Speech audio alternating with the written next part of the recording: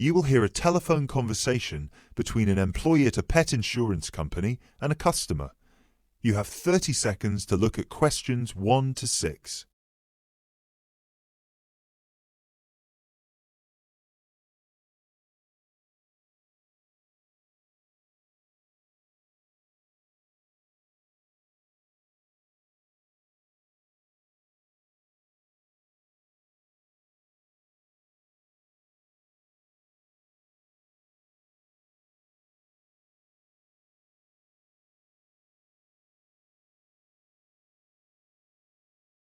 Pet Protect UK, how can I help?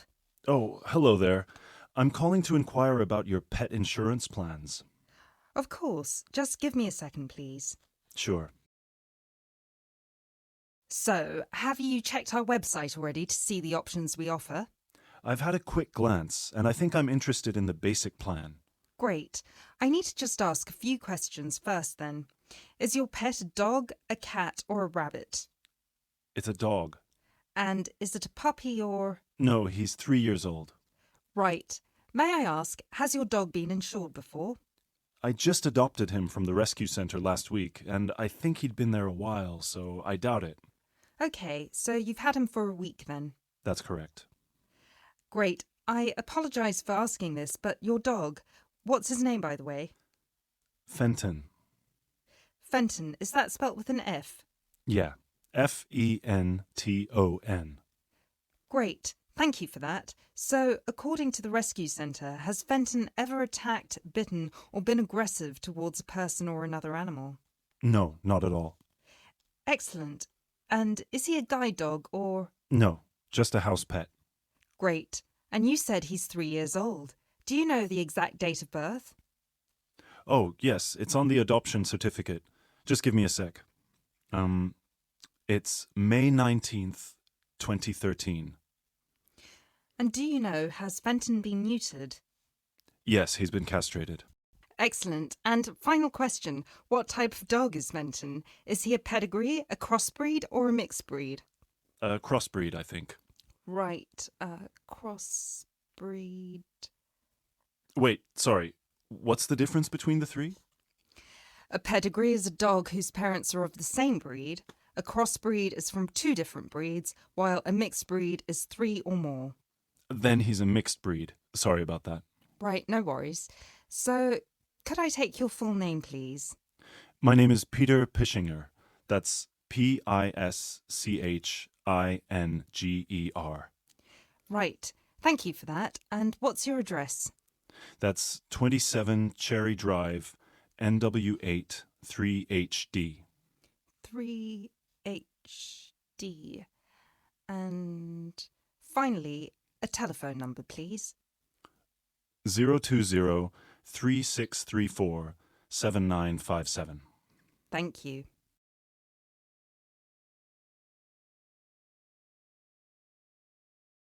You now have 30 seconds to look at questions 7 to 10.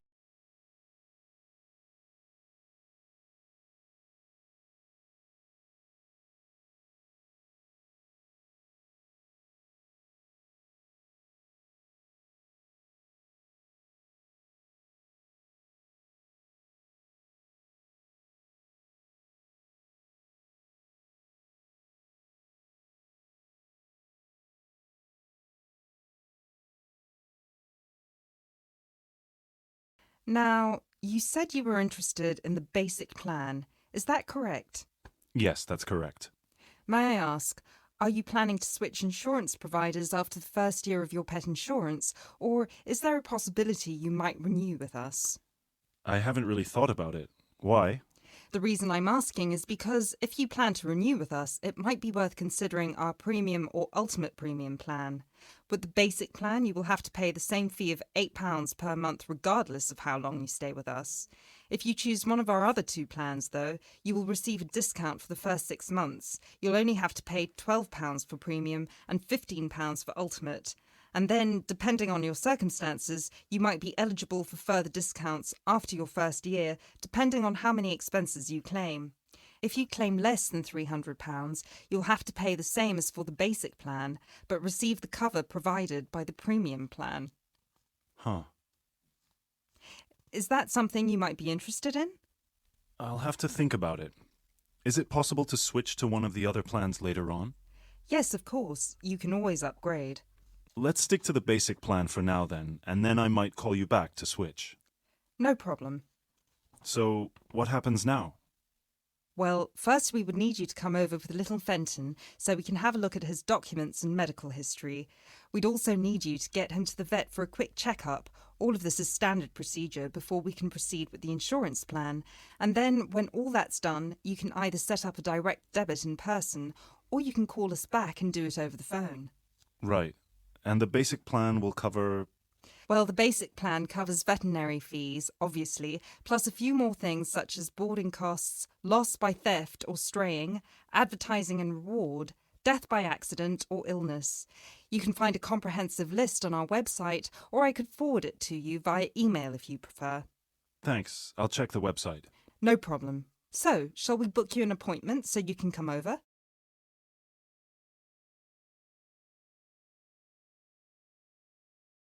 You will hear an introductory speech to students at a summer school.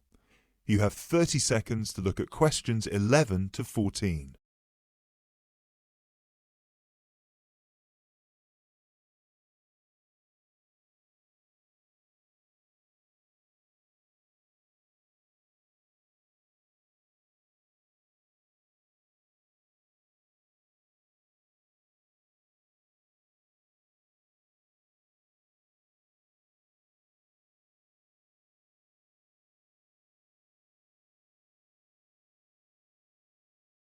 Good morning, everyone, and welcome to Climb Summer School. Now, I know most of you have travelled a long way to get here, and you're probably looking forward to settling into your rooms. So I promise I won't keep you long, but we've got to get through this very brief induction just to make your stay here as pleasurable as possible. Now, as you can see, while we're located very close to the centre of London, we're actually quite cut off from the main road. And we've got plenty of space for our facilities and students. This was part of our founder's vision, Jasmine Climb, who thought that the best environment for teenage students would be a place that combines the comforts of a big cosmopolitan city with the beauty and serenity of a quiet, remote site. Now, back in 1983, when our school was founded, this all here was an abandoned warehouse, and the classes were held in the main building that you can see over there. There were no trees, no conifers surrounding the property. There wasn't even a main gate. It took years and a great deal of effort to get our school to where it is today. And I'm sure that if you take a look at page 34 in your brochures, where you can find a picture of what the school used to look like back then, you'll agree that the changes we've made are more than impressive. But it's not just the facilities that make Climb Summer School special, obviously, and I'm certain you already know this. Over the following 10 weeks, you'll receive an assortment of classes on a variety of topics, ranging from language, literature and poetry to creative writing, communication and project management. All of these modules have been designed to improve your chances of getting a place in the universities of your choice, while also giving you the opportunity to learn, excel, and of course also socialise with people from all over the world. I can tell you, just among the 30 of you, we've got about 21 different nationalities. So what happens now? First of all, I'll be handing out a map of the premises for you to have a look at, and explaining where everything is. Once we're done here, you'll all be taken to your rooms where you can unpack and relax for a couple of hours. And later on, we'll be having our first activity of the day, a mix and match lunch in the main hall, where you'll have the chance to meet your new classmates. Later on in the afternoon, we'll be handing out your first project assignments and splitting you into teams. And tonight we'll be having our very first film night, starting with an early 20th century special.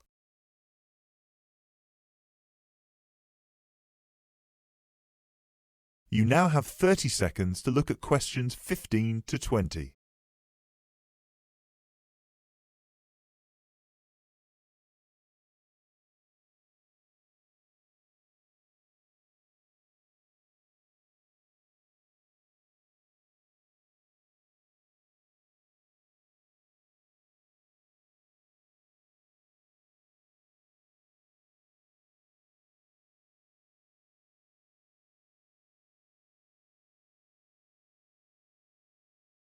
So, let's get on with the map. You've already got a version of it in your brochures, so if you can open them to the last page so we can have a look. Very well. As I showed you before, the actual school is right over there in the middle. That's where you'll be having most of your classes. Adjacent to it, you'll find the main hall, which is where we'll be hosting most events, such as today's lunch. On the left from the main building, you'll find a smaller building, which is where the accommodation and welfare offices are located. This is labelled as the garden office at the front, and it's easy to spot because it has a green door. Each of you is assigned to a different residence hall. We've got 3 residence halls in total, 1 on the left and 2 on the right. The one right next to the garden office is Ursula Hall, named after our founder's sister, while the other 2 are Peter Hall and William Hall. Now, as you can see, there are 3 more buildings to the left of the semicircle here, and 1 more building on the right-hand side, next to William Hall. So that one, which is shaped a bit like a dome, is the pavilion. This is where all your letters will be delivered, and in the basement floor you'll also find a laundrette. Please make sure you've got plenty of £1 coins, as you'll need one for the washing machine and another for the dryer. And that row of buildings on the left, the one closest to us here at the gate, is the canteen, where you'll be able to buy snacks as well as breakfast, lunch and dinner, on days when we don't have an event with food provided. The next one is the gym, which is open from 7 a.m. to 8 p.m. from Monday to Friday, and until 10 p.m. at the weekend. And the last building, right over there, is the study centre, where you'll find plenty of computers and books, as well as a great selection of DVDs and magazines that you can borrow with only a small refundable deposit of £5. Now, please remember to keep your student card with you at all times, as you'll need it to access most of these facilities and...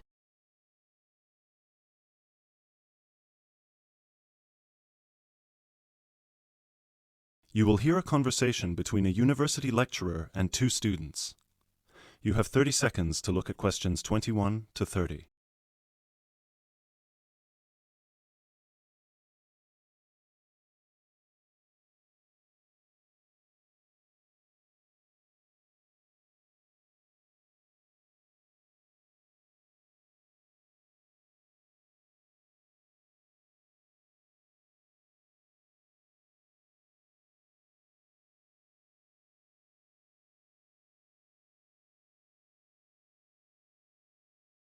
James, Carol, thank you for coming in. Have a seat. So, I take it both of you have completed your interviews with the managers? Yeah. Right. Great. Remind me, who was supposed to do the interview with the manager from the chain supermarket? That was me. Right, so that means that you were going to do the interview with the clothes shop, Carol, right? Yeah, but we decided to swap at the last minute, so I did the supermarket instead. OK, so let's start with you first, Carol. If I remember correctly, you reported that your interviewee was very difficult to get through to. Is that right? Yeah, he had a very busy schedule, so it was hard for him to fit me in and show me around the store and everything.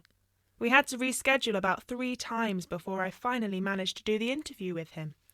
And how was it for you, James? Oh, I had no issues at all. I just went in on a weekday and the shop was empty, so we did it right there and then. Great. So, Carol, how did you find the management scheme? Let's start with how they recruit their trainees. So, according to the manager, the way it works is that the graduates go through a rigorous recruitment process that includes an interview with a panel and a trial day. Then they have to go through a probationary period of 3 months, and if their performance is satisfactory during those 3 months, they're offered a place in the scheme. And yours, James? Well, it's quite similar to Carol's, actually. The only differences are that they're on probation for 6 months and there are 3 individual interviews instead of a panel. Oh, and you don't need to be a graduate. Sometimes they recruit people internally for the scheme if their performance suggests they could be a good fit for it. OK, and how about the training offered? Carol? It's all very on the job. Trainees start at the bottom as shelf stockers or delivery merchandisers. Then they slowly move up the ranks by becoming cashiers, shift supervisors, assistant managers, and finally managers. It's actually very similar to what any employee would have to go through if they wanted to become managers. The only difference is the timescale. The whole process would normally take more than 5 years, but in the scheme, they cram it down to 3. Right. James? Well, again, very similar to Carol's. The only thing is that there's also plenty of external training involved. People on the management scheme are sent abroad for 6 months, usually to Italy or France, to witness firsthand the production of a new season's collection. So they spend some time with the designers and they tour the factories where the clothes are produced. They also receive training on management skills through college courses paid for by the company. And how long would it normally take someone on the scheme to become managers? It depends on their performance, but normally about 2 years. There's also the part-time option, though, which would take about 4. Oh, no, sorry, 5, because their probation period is a year instead of 6 months. Great. So, what was your overall impression of the scheme from your interviews with the managers?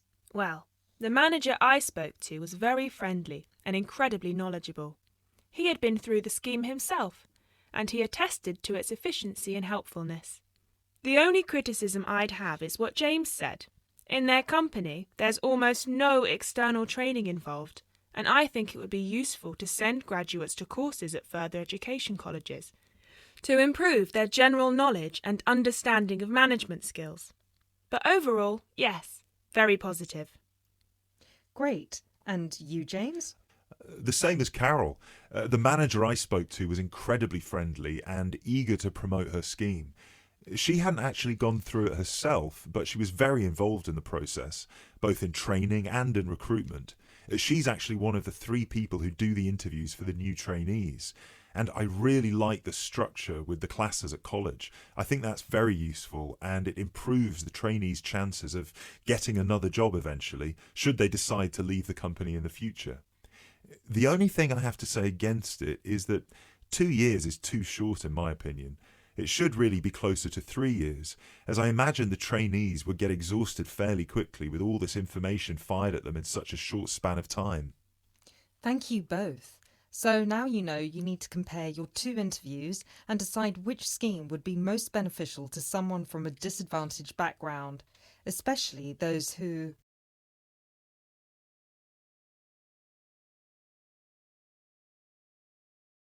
You'll hear a talk given by a foreign correspondent. You have 30 seconds to look at questions 31 to 33.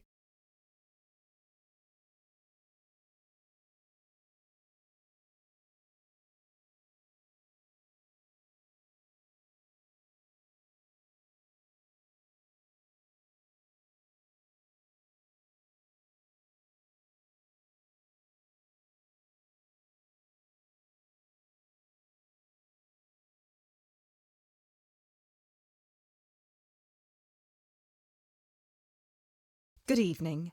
As I assume most of you are already aware, I have been asked to come here and talk to you, essentially give you a quick overview of the life of a foreign correspondent, along with a few tips on how to become a successful international reporter yourself, should this be a career choice you elect to pursue. So let me start by this. Don't become a foreign correspondent, at least not due to the romantic notions that come attached to this job, or what you've seen in the movies. Being a foreign correspondent does not mean exotic adventures. It doesn't mean finding yourself at the heart of the action and putting yourself in danger to inform the world. Let me just tell you this. 80 journalists are killed each year in the line of duty. Many more find themselves in prison or are attacked. You need to think hard. Is this the sort of career I want? Is this the kind of reporting I'm interested in? And only after you've carefully considered all the pros and cons should you decide. But let's focus on those of you who believe that, yes, you've got what it takes to be a foreign correspondent, and this is definitely why you decided to study journalism here. You're all third-year students, which means I don't need to waste my time telling you the basics. Of course, you need to read a lot. Books, novels, newspapers, blogs. And of course, you need to be acceptably proficient in various media skills.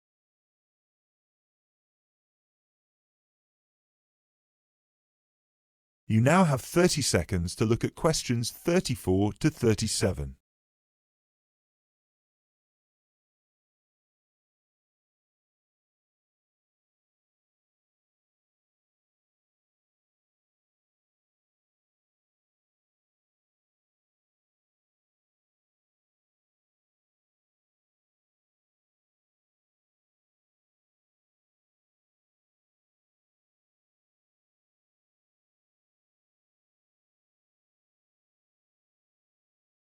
But what is it that's going to separate you from normal journalists and reporters?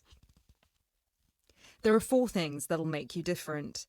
The first thing is your experience of the world. You can't call yourself an international reporter unless you've been around and seen different places and different cultures.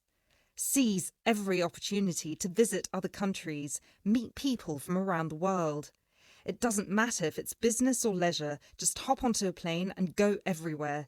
This will expand your horizons and sharpen your mind, something that, as a foreign correspondent, will help you understand better the culture of the country you'll be covering. And speaking of culture, this is a term you need to make sure you fully understand. What's culture? What makes a country's culture? Explore the culture of the country you're interested in. The music, the literature, the religion. Are there any cultural practices or conflicts you need to be aware of? Are there any tensions within the country? Why? The most important element of culture, of course, is the language. Do yourself a favour, whether you're planning to become a foreign correspondent or not. Learn a foreign language. So many of us are culpable for just sticking to just English, and while English is a very important language in the world, it would be foolish to think it's the only one. Pick a language whose sound you enjoy, a language you find interesting. Trust me, your future CV will thank you for it. And finally, history. Don't expect to be given a job as a foreign correspondent if you don't know anything about your target country's history. No piece of news is disconnected from the past. The whole world tells a story, and your coverage will suffer if you attempt to arrive in the middle with no reference to or understanding of what came before. The hows and whys always lurk in the past. Seek them.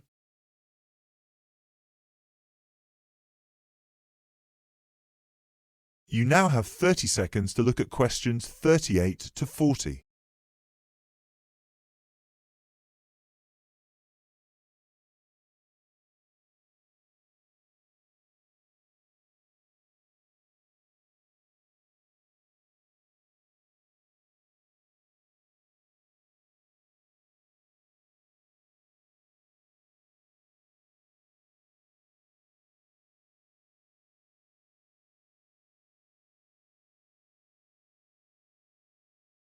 Now, there's something else you need to understand. The world of international journalism is changing, like every other industry, due to the internet. The arrival of globalization brought with it a whole new set of rules, and you'll do well to comprehend what they mean for you. Unfortunately, gone are the days when a newspaper would hire you and deploy you to a country. Increasingly, newspapers around the world are beginning to favour freelance journalism, offering opportunities to local reporters with the necessary chutzpah and an understanding of the zeitgeist in their region. What this means for you is that you won't just have to start at the bottom. If you want to sustain yourself as an international reporter, you'll also have to pursue many different avenues at once. You'll need to persevere and push and build contacts everywhere. An old student of mine, a terrible student at university, but an incredibly intelligent woman, she came to find me at a conference that was recently held in Yemen, where I delivered a speech on the future of journalism. She was working for 3 different newspapers as a freelance foreign correspondent, one of them The Times, and she told me that the one piece of advice I gave her that stayed with her and helped her with her career was this: don't be afraid to fail. It will happen over and over again. It's how you deal with it that matters most. So keep this with you, this one piece of advice. Oh, and don't forget, your passports need to be kept current at all times. Thank you very much for listening.